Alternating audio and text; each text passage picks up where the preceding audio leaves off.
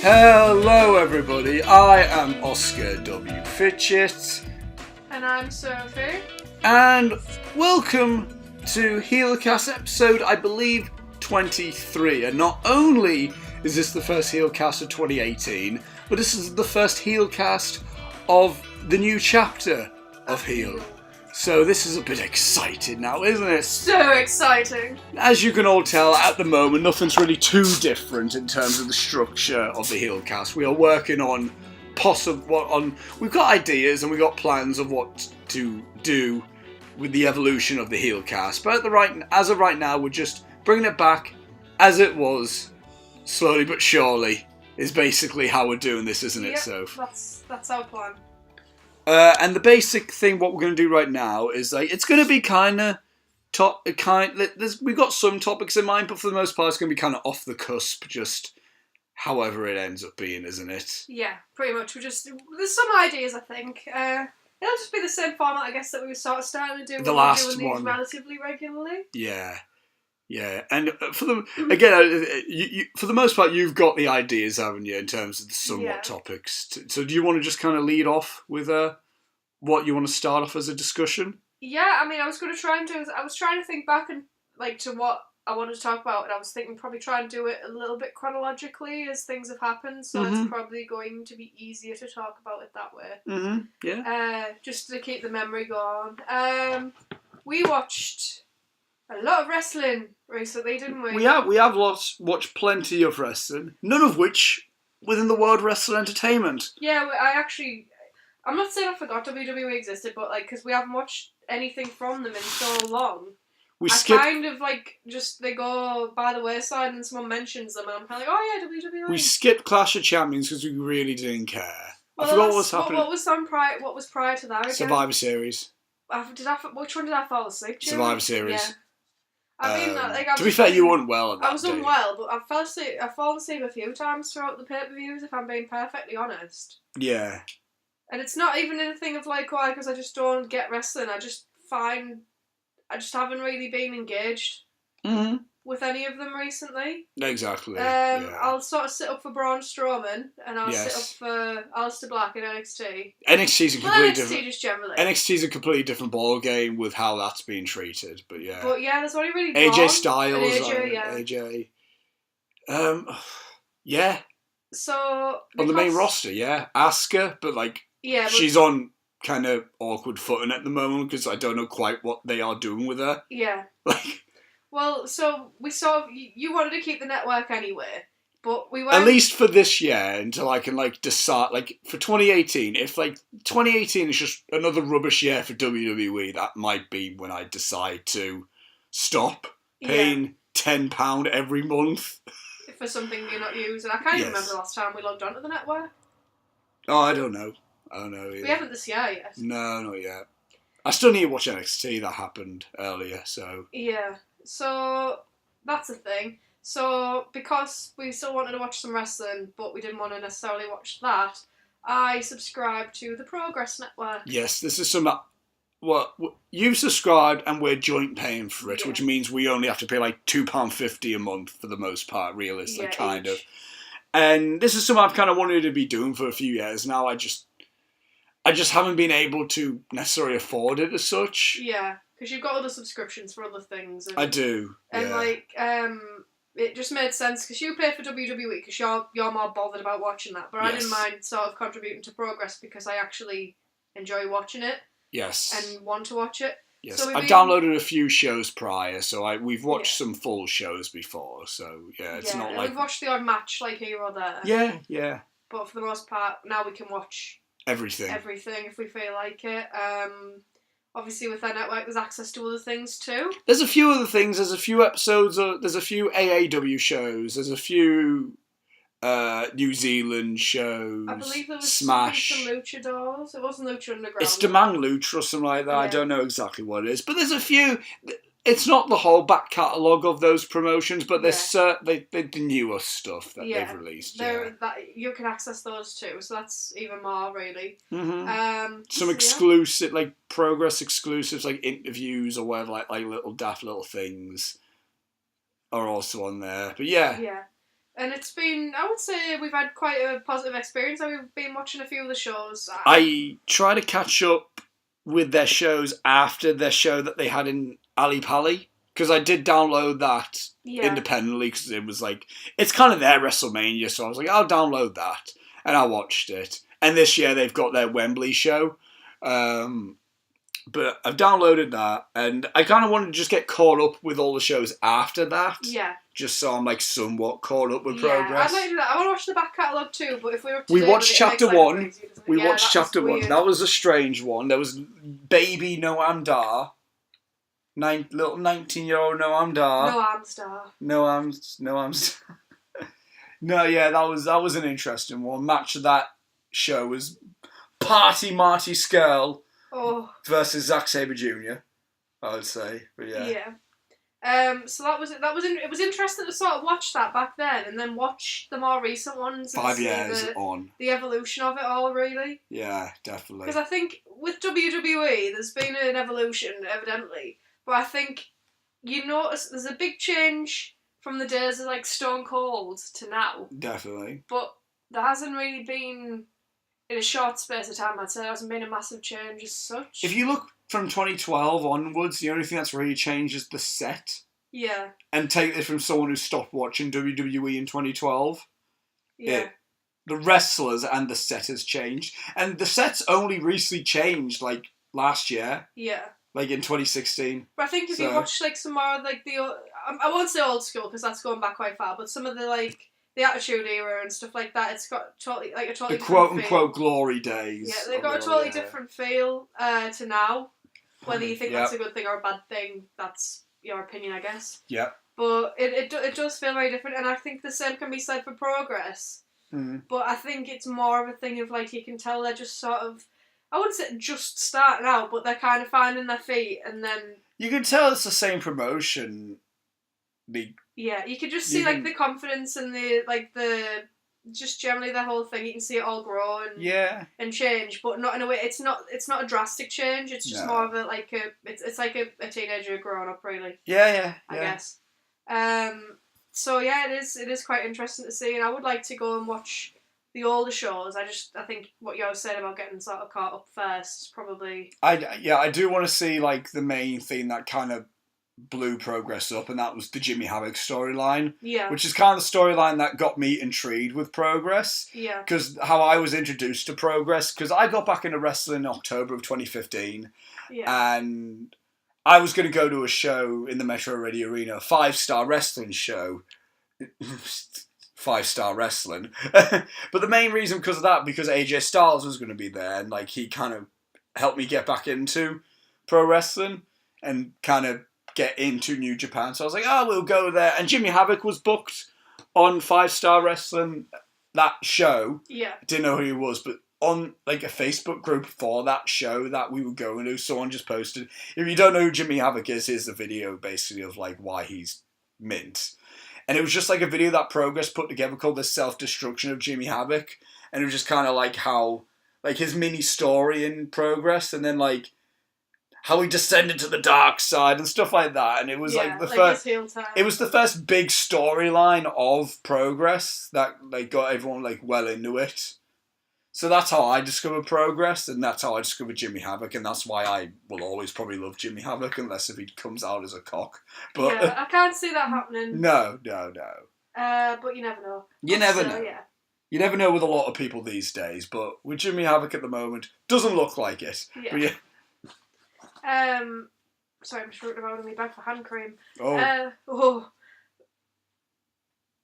I was going to say something else in relation to wrestling. What was it? Progress, Jimmy Havoc. Yeah, we watched Progress, so that was one thing. And also, I've kind of done this one ass first because in theory the other thing happened before this. Wrestle Kingdom? We watched Wrestle Kingdom.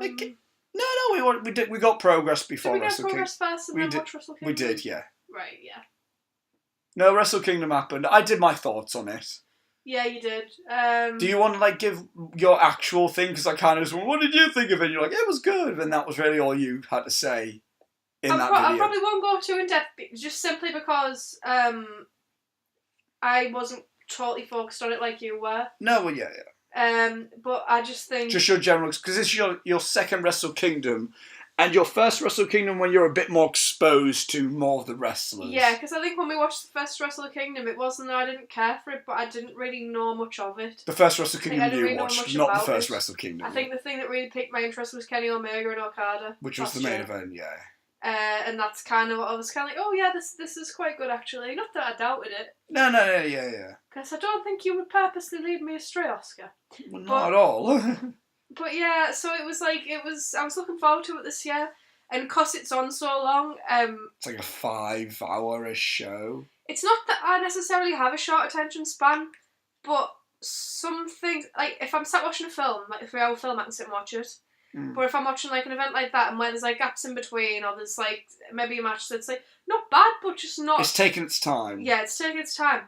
I have to constantly be doing something. Yeah. So there will be times where I might not necessarily have my full attention on what's happening because I'm doing other things. What was the main, what for you, what was like when the event started to like really grab your attention? Because with Wrestle Kingdom, unlike WrestleMania, they like put their matches seemingly in a random order at Mania, whereas Wrestle Kingdom, they seem to put like their first, like they usually intend to try to make the matches get better as the card goes on. What were the first few matches? Because I can't remember the order. I can remember the order of the latter matches, but not the early ones. The pre-show match was the New Japan Rumble. Yeah.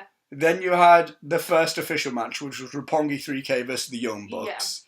Yeah. Then it was the 6-man tag team gauntlet match, which had Iizuka just immediately right off the back kick Michael Hogan in the balls. It did. Yeah. He probably did actually kick him in the balls, but you know what I mean. I know where you're going. That whole match, and then it was Cody versus Kota. That's the point where I started paying strong attention. That was one of the better matches. That one I was interested in. I enjoyed the match between Marty Scurll and Ospreay, Hiromu and Kushida. Hiromu and Kushida, yeah. I think for a minute there. The junior 4-way is just the easier way to, That sounds very, the junior 4-way, it does, doesn't concerning, it? Yeah. Big teen porn. But yeah, I enjoyed that one. I really enjoyed the hair versus hair match. Oh, Suzuki and Goto. Yeah, that was fun. That was a fun one. I enjoyed... Kind of an underrated one, I think, Goto and Suzuki. I think Suzuki is like an incredibly good worker. Yeah. And no, that match had like a load of psychology in it, yeah. I enjoyed the main event. Naito and Okada, yes. But I think my favourite was still Kenny Omega and Chris Jericho. Alpha versus Omega. Yeah. That's like my second favourite. I personally preferred Okada versus Naito. Yeah. I'm in the minority with that, but it's different strokes for different folks. Yeah. Is how I would say it. I think the story culmination of Okada and Naito was just perfect. Yeah. And Naito's storyline, like, even though he didn't win, he didn't need to. Yeah, you don't always need to win to get, like, to prove a point or to advance character. The main thing with Naito was, like, he got the main event of the Tokyo Dome taken away from him. And he got it back. And everyone loved him. He's the most popular, in the Japanese audience, he's the most popular man in New Japan. Yeah. He's the Stone Cold of New Japan, is the easiest way to say it. Yeah. And he got the main event of the Tokyo Dome. Which is what he wanted, really, so that's, even if he doesn't win it would have been a bonus to have the championship, but he, you know what I mean, like... But his thing was never to have the championship necessarily, was it? It's to prove himself, really, is the most. Yeah. And it just continues Okada's monstrous title reign, and I think that it's going to be a historic moment when he eventually loses that. Who do you think he's going to lose it to, potentially? No one that's on the current main roster. I would be inclined to agree. At first I think if it was going to either be Kenny Omega, not going to be him this year, or probably next year, I don't know. I thought it could have been Shibata. He might be retired now. It's not going to be Chris Jericho. No, and I thought it might have been Naito. If anyone else, it would have been Naito at the Dome, and it wasn't.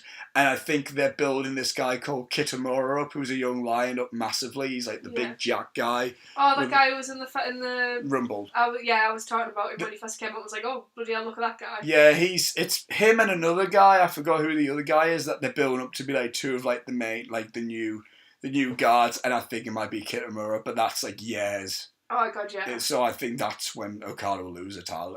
It's nowhere in sight right now. Yeah. It's nowhere in the near future where Okada will lose that championship. In all honesty, he could go 5 years with it. In all honesty, maybe. I don't think there's any believable person right now that could take it away from him. Yeah, I think because if Kenny was going to do it, he would have done it by now. I think. And same with Naito, really. Yeah, and Okada's already he's kind of proven himself against Tanahashi, so there's no point in Tanahashi winning. Yeah. Jericho's not staying for too much longer. Jay White is recently been put into the Chaos stable, which is Okada's group, and they don't tend to have interfactional matches. So, and if a junior heavyweight moves up to the heavyweights, Ospreay, but again Ospreay's in Chaos. Yeah.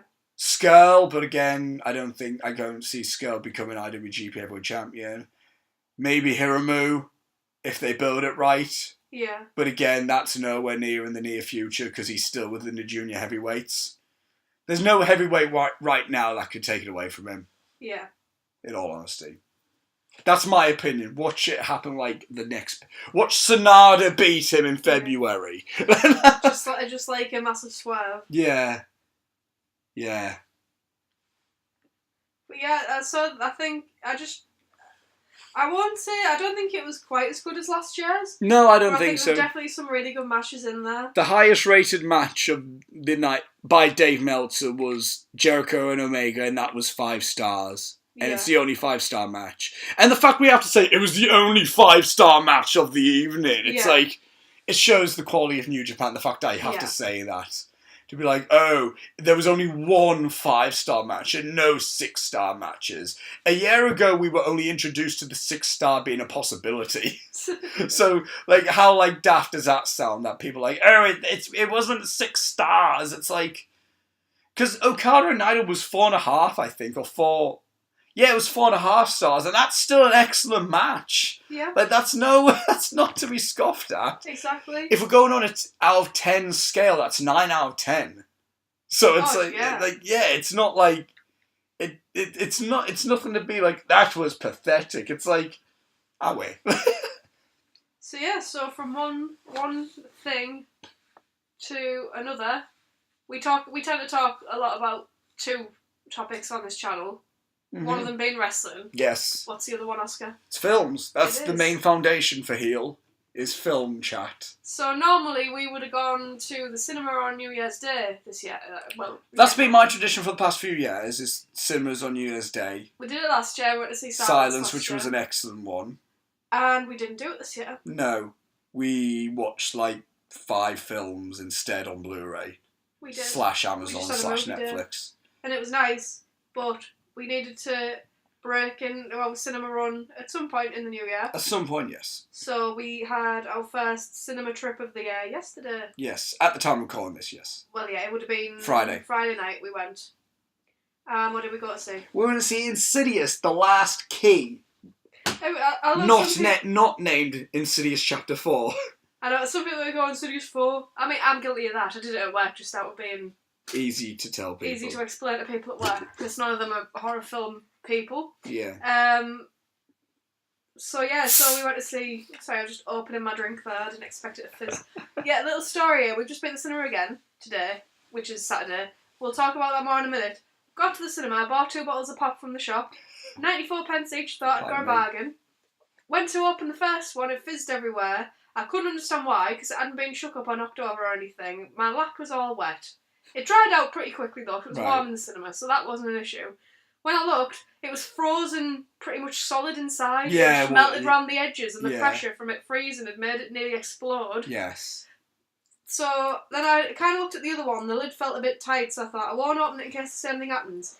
Got to 3/4 of the way through the film we were watching, thought, I'm really thirsty, I'm going to chance it, and then it turned out there was nothing wrong with it, and I could have drank it, at the beginning of the movie when I was thirsty. Yeah.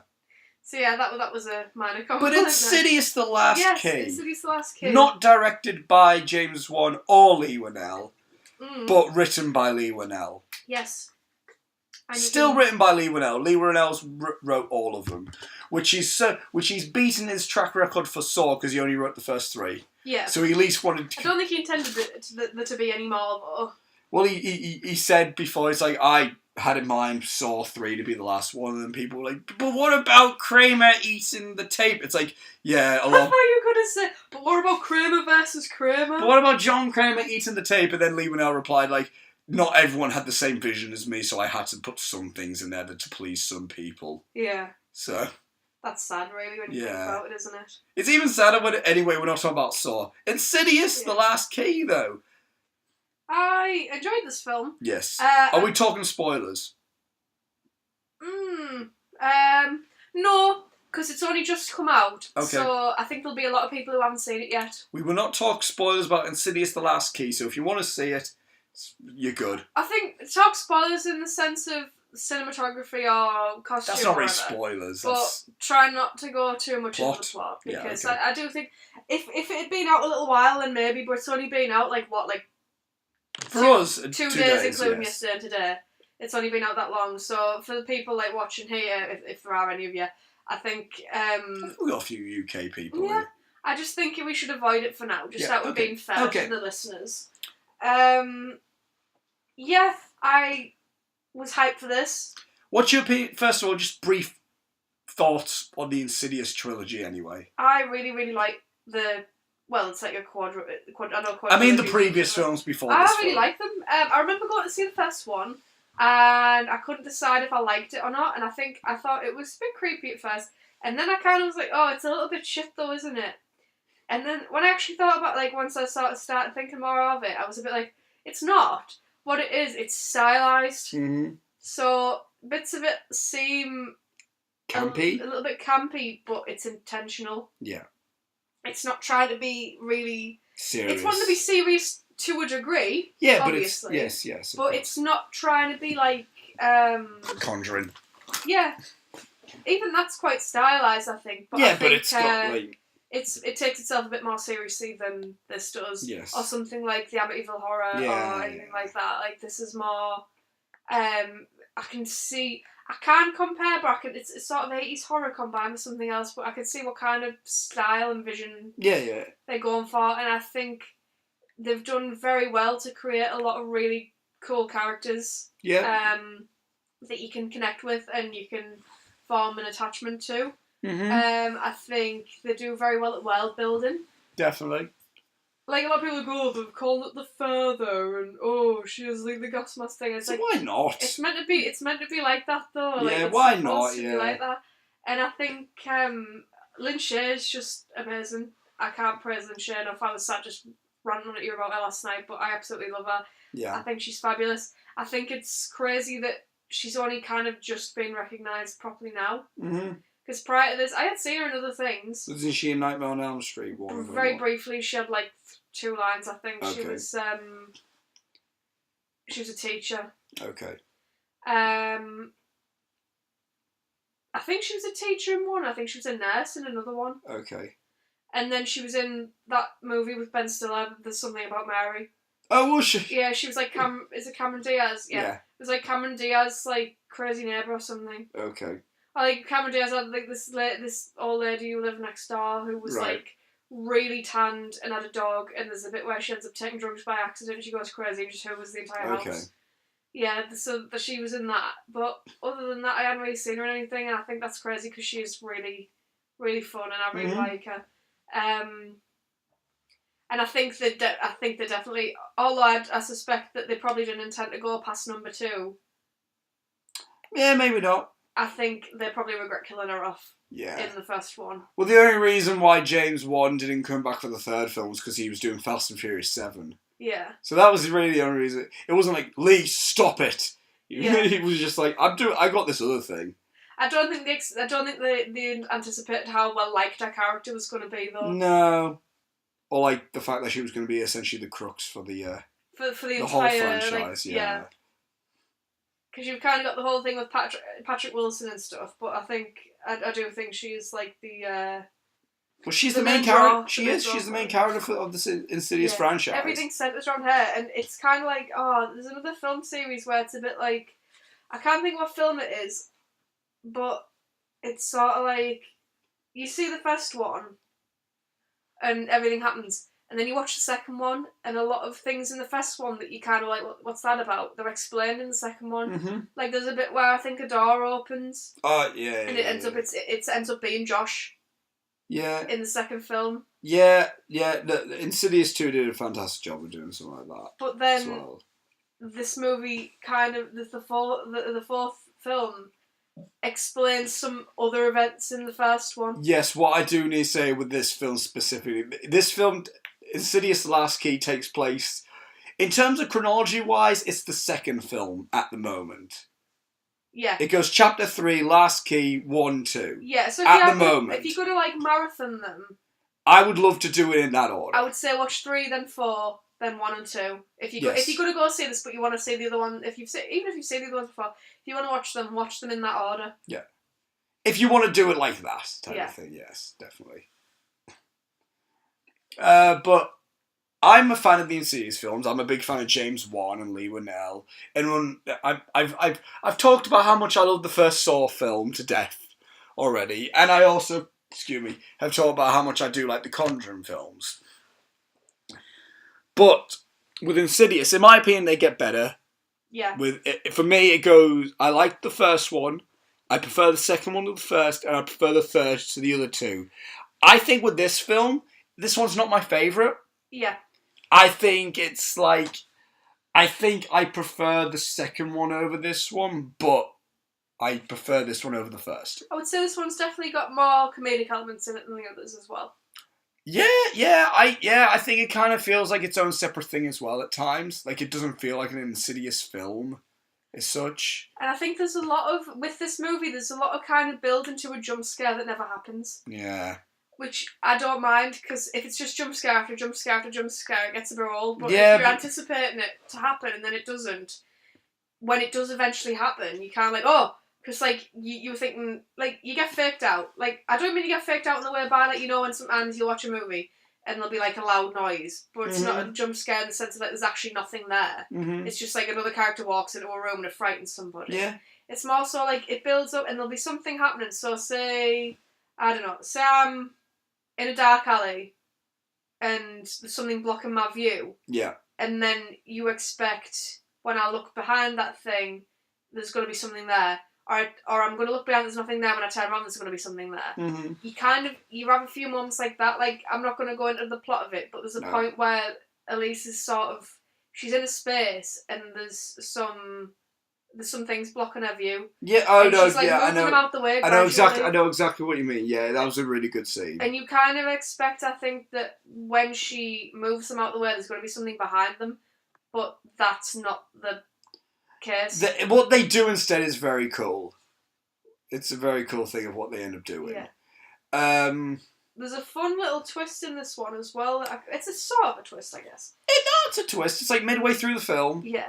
And it's cool. That's all I'm going to say. It's a nice little thing. Yeah, it's a cool little thing. There's some really good comedy between Specs and Tucker. Was Tucker in Holidays? Was he the guy? You know, there's like the cam girl section, and there was like the horrible guy who they end up. No, that's Harley from Epic Mealtime. Yeah, it is, isn't it? Yeah. Tucker's the doctor guy from Mad Max Fury Road. Doctor. Who like takes the baby out of Rosie Hunter and Whiteley. You would have had a brother, perfect in every way, and he starts playing with the umbilical cord. I vaguely remember, yeah. Yeah. I used to see him in with a beard. He had the beard? Did he? Yeah. He looks totally like Rory Coyle, though, doesn't he? Oh, yes, he does. Sort of. He's like a combination of Rory Coyle and Harley from Epic Mealtime. Yes, he is. But what were your overall opinions? Just getting on The Last Key. I think I feel quite similarly to you. I don't think it's the best one. No. I think it's a very female empowered film. Definitely. I think they all are to a degree. This one's the most, though. This one is the most, because if you think about it, sort of in the first one, you're sort of following Renee, really. Yeah. The second one, again, you kind of follow Renee, and you're following, I can't remember the character's name. It's Josh's mum. Okay. To an extent. And then in the third one, it's all about Quinn and Elise, and then this one's pretty much mostly about Elise. Yeah. So it is a very female empowered franchise, I would say. Definitely. Yeah. But this one particularly, I think that more so as they go on, because the third one was as well. Oh no, definitely. But this one in particular, I think there's a lot in this film about bonds between women. But it's not meant to be a thing of like women. It's not necessarily a feminist movie, but I think there are it's all elements about in it, building relationships between women and the importance of family and things like that. Definitely, yeah. Before we move on from Insidious, The Last Key, we're not going to get too much into the character, but I just want to say what were your opinions on Javier Botet in this film. I know a lot of people have said that they don't really see much, in terms of the costume for the main villain, let's say. Keyface is how he's credited on IMDb. Yeah. You've kind of got two villains in this movie, and I'm not going to reveal the second. We're talking about the creature for one. The creature villain. The one the one's hand you see on the poster. Yeah, I really like the design. I think it's kind of... Do you know what it is, to me? I think it's a combination of the Madeira scale from Wreck. Yeah. And the mask that Josh wears in Until Dawn. Yeah. No, yeah, definitely. No, I within the Wreck video that we did, I did praise Javier Botet because I do think he's he's fantastic. He's incredible as the Madeira skull in Wreck. He's incredible as the Crooked Man in Conjuring 2, even though that does at some points feel a bit out of place. Yeah. But he's still really good in it. I think that it does feel a little bit out of place, but I think the more you watch it, you kind of... You're in for it, yeah. It kind of becomes more of a thing. Yeah, and... It's a bit like when you first watch Insidious, I think the red-faced man, you're a bit like, oh, right, then. But the more you watch it, and the more you understand the style and the other things that are in it, you're like, oh, that's cool, I like that. No, him in that Crimson Peak, there's other film... He was Mama, I haven't seen that yet. I have, but I can't remember. Right. Very but well. He's excellent. He's it's It was one of those films that, when someone puts a film on at a party, but everyone's kind of talking over it or doing other things. It was one of those. There's a specific moment within this film, similar to somewhere in the third film, where, in the third film, there's that shot of the main character laying on the floor, and you see just... The man who can't breathe just walking. You see someone just walking towards her. It's frightening.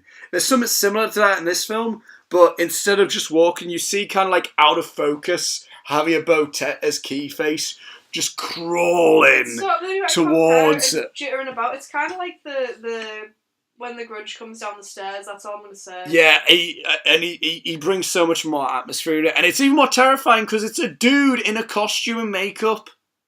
It's sensational. I love the fact that everyone's just kind of discovered him and said, we need him in everything we do if we're going to do a creature, and you do seriously. He's. And I'm not just biased as well because he liked and commented back on my tweet with a winky face. Thank you, Javier. But no, seriously, he's we need more. I think actors like that are just important to horror films as the actual lead actors. If you can get a guy, sure, yeah. If you can get someone, doesn't matter if it's a guy or a girl, dude or dudette, whoever, who can just naturally be do contorting things with their body. Yeah. And all you need to do is find a really cool design, makeup and costume wise, and boom, you got an iconic creature. Yeah. And that's very important, especially for a horror film. And I think I'm going to go away thinking more about Keyface than I am going to be thinking about Darth Maul fella. Or the man who can't breathe. Or you know what I mean? This is the most standout creature in an Insidious film, I think. For me, I think I like them all.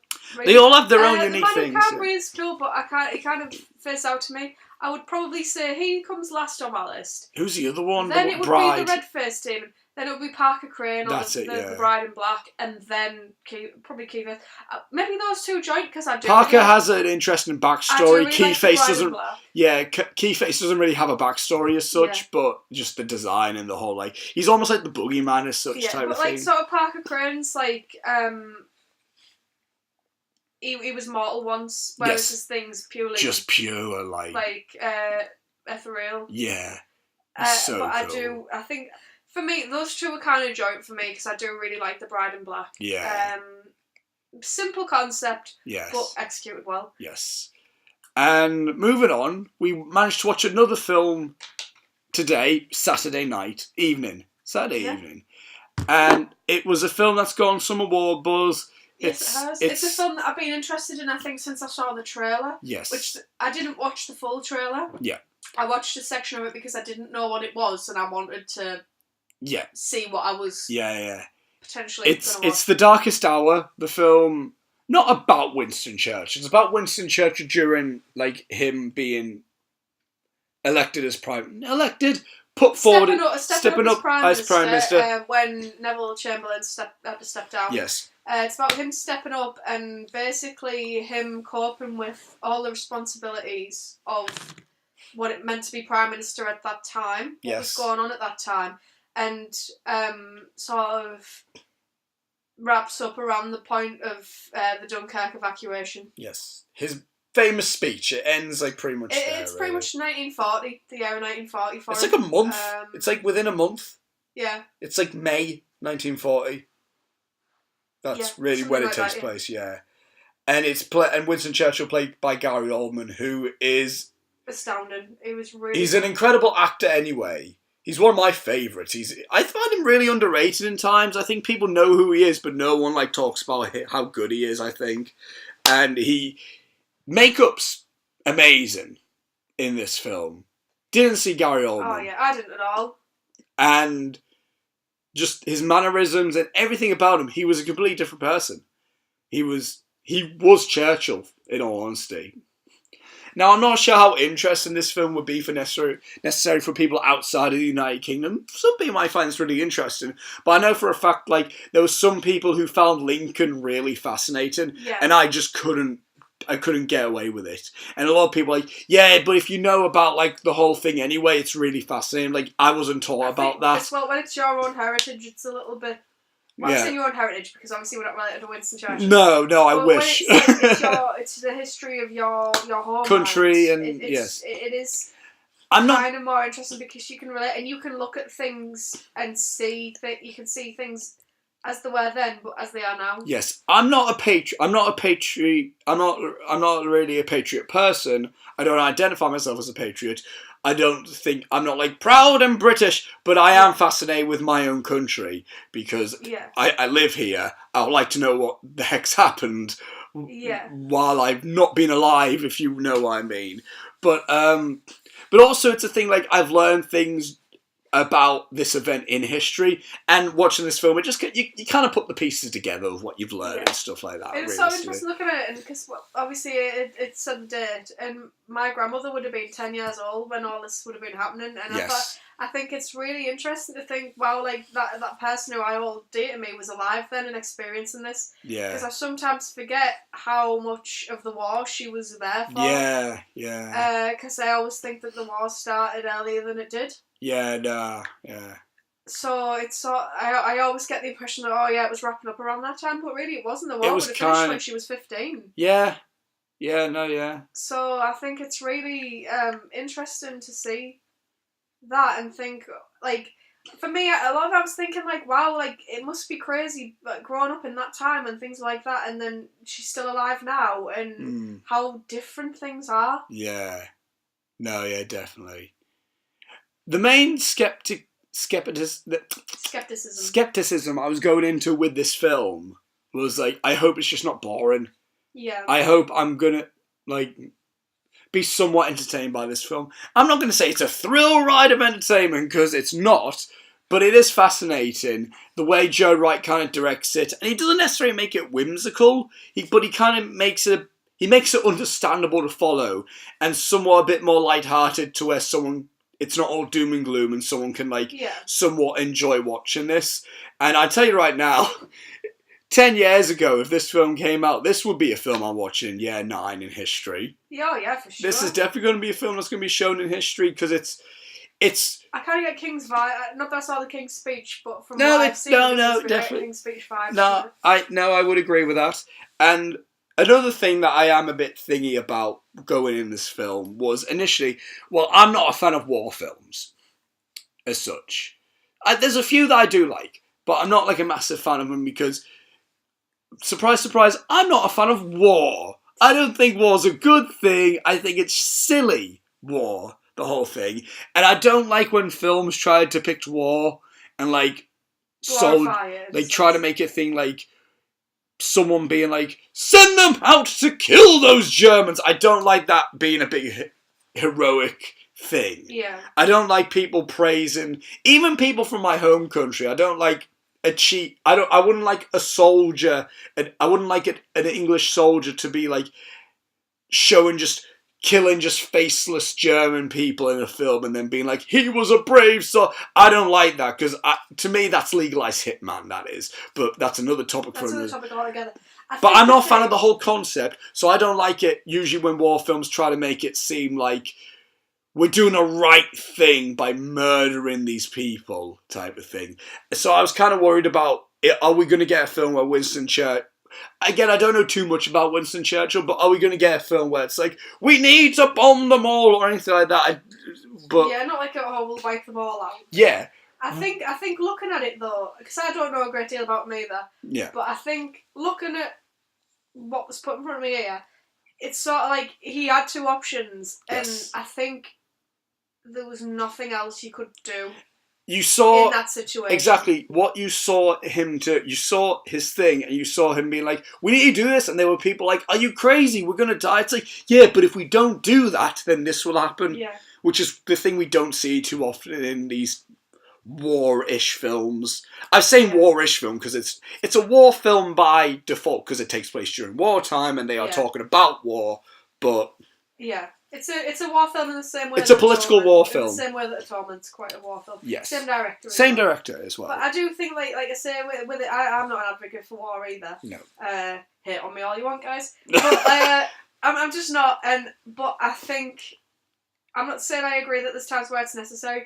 But in the past, when where this was happening, and he said like do that, and like you were, if that was me, I was like there'd be no other alternative. Yeah, exactly. We see that point of view. It's not necessarily a glorification of war. It's the real. I think it's just you've got these two options, and one of them, while it might seem like a temporary fix, it's not. Like it wouldn't. It's not going to. Well, we can't say whether it would have worked or not. But I strongly. We live in a world where it worked, and I think it more so glorifies, rather than actually glorifying war, it glorifies British resilience. Mm-hmm.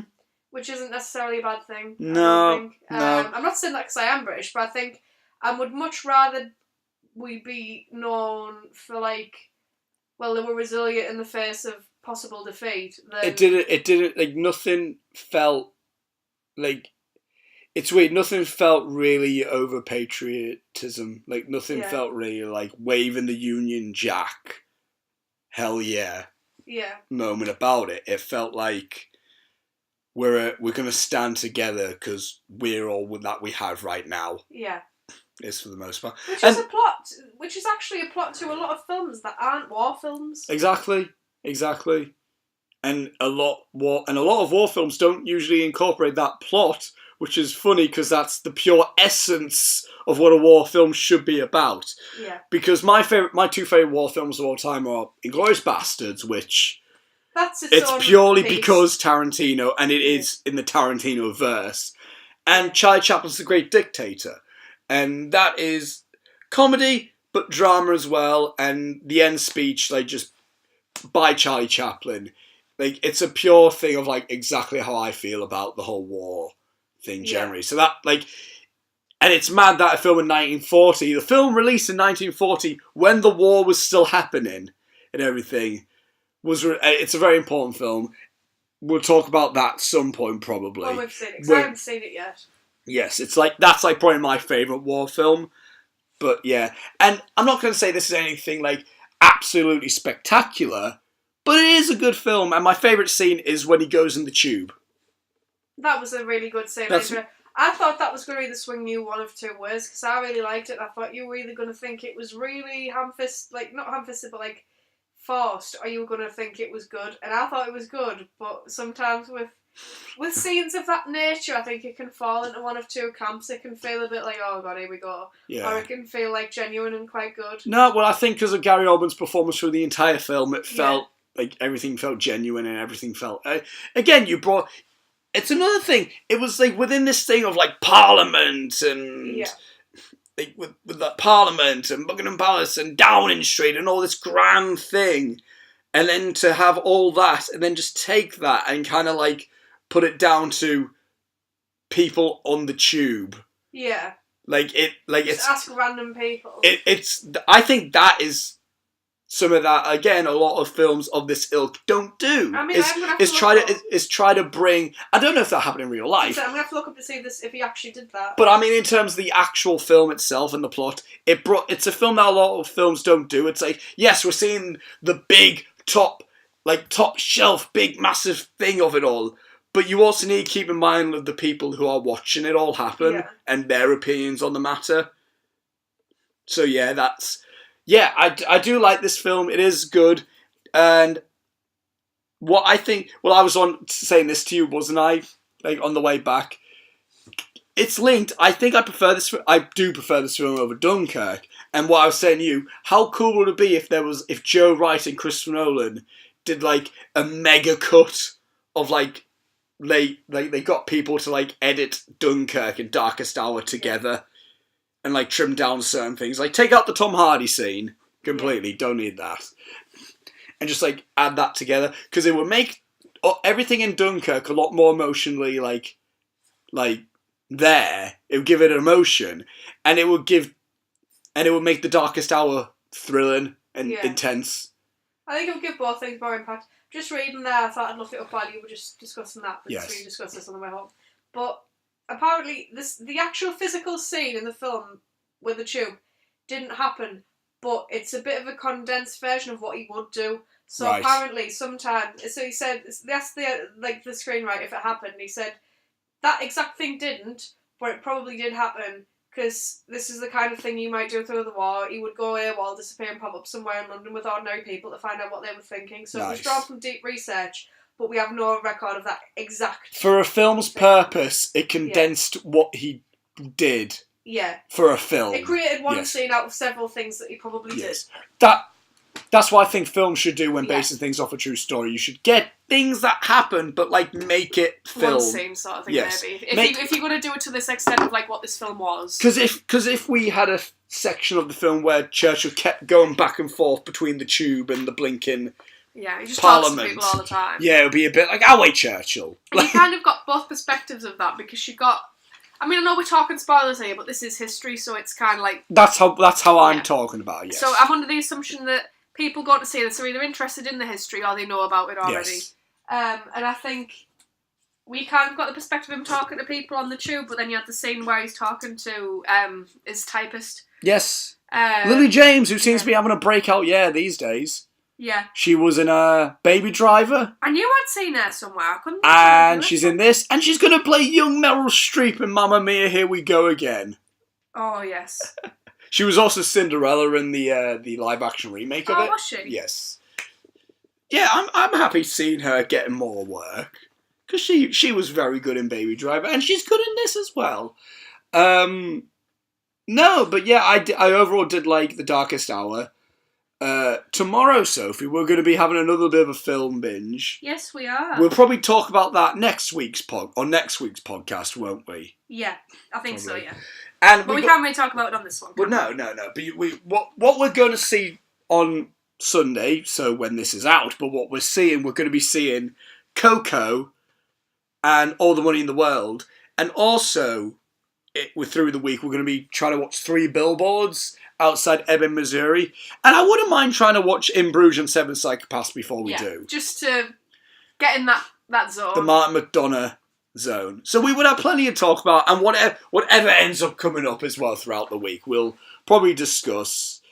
Do you have anything else, any more to say? No, I think I'm good to wrap up. This is a relatively short podcast, I think, compared to some for two reasons. ones. For 2 reasons. Well, for 3 actually. Partially because it's 3. One of them because this is just kind of like a reintroduction to the podcast format. We're getting back into the swing of it. 2 because we didn't have masses to talk about, but there were some things we did want to talk about. Yes. And 3 because we're going out for some tapas. Yes, we got a meal to get to. So we're sort of... We're taking our time with this. We're not rushing We're not rushing it. We've talked about what we need to talk about, but we do have to get out and get eating some food. Yes. So, yes, that's kind of like the mini thing of like what to expect next week from a podcast. We've got a schedule. I may as well say it now since we've had our first full week of the schedule. We're hoping to get a video out every other day for the most part. On Monday, it's going to be Gary Explains. Tomorrow, he will be explaining Tom Cruise. Tuesday's day off. Wednesdays is going to be a commentary. We don't know what we're commentating on yet. We usually decide of the day. Like on the day, we usually decide what we're commentating on. Thursdays are off. Fridays is going to be Foreign Film Fridays. Saturdays off. Sundays are heel casts. And whatever video in between, maybe, because I'm going to be probably releasing a video on the Heel Film Award nominations, as well as my top 10 favourite North wrestling matches before they have their 8th show? I think it's their 8th show. Yes it is. Before they have their 8th show on Saturday. So, yes. So that is it. If you go into the description, you can find everything you need in life. In life. About us. In life. No, the meaning of life. You can find everything there. Oh, that's the power of love that I was thinking. So, thank you all for watching. We'll see you next week for the Heelcast. See you tomorrow for Gary explaining Tom Cruise. And till next time, guys, we shall see you later, and goodbye.